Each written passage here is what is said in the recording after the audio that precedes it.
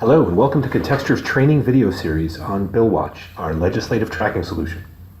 In this video we will cover the watch list, rejected list, and how they interact to determine which documents are recommended to you. The watch list is a list of bills that you want to track.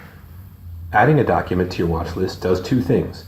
The first is that it subscribes you to email notifications about the bill.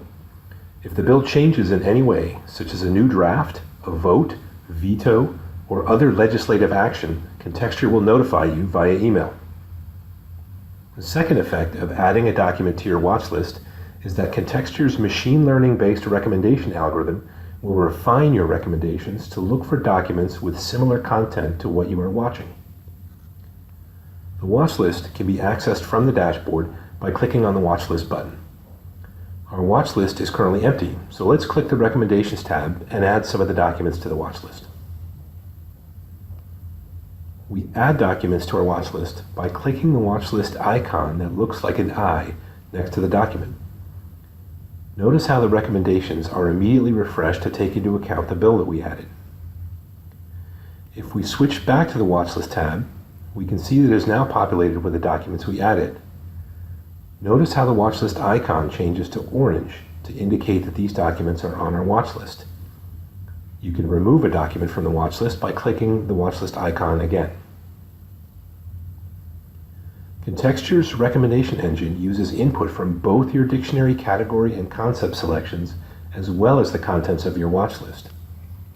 There's another way to give feedback to the recommendation engine, which is to reject documents. Clicking the X icon next to a document will tell the system that the document's content is not relevant to you. This will push the recommendation algorithm to avoid documents that are similar in content to it. You can see the documents that you have rejected at any time by clicking on the Rejected List button on the dashboard. You can always undo these selections by clicking the orange X icon to unreject them. Note that a document can be on your watch list or rejected list, but not both at the same time. Adding a bill to one of these lists will automatically remove it from the other.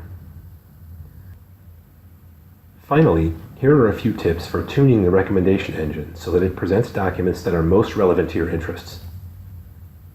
The first thing to note is that the recommendations take into account both your selected dictionary categories and concepts, as well as your watch and rejected lists.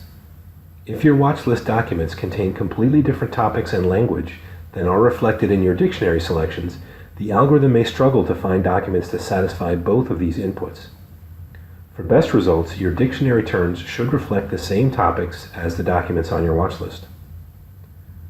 Rejecting documents should be used sparingly to guide the recommendation away from content that is not relevant to you. Be careful to only reject documents based on their text content and not the metadata fields like the bill status or state. This way, the algorithm will learn of your interest in the content. Lastly, feel free to experiment to find out what works best for you. The recommendation engine will function even if you have no dictionary terms selected, as long as you have at least one document on your watch list.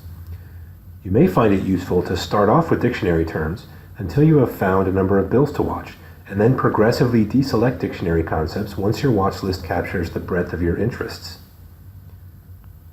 This concludes our training session.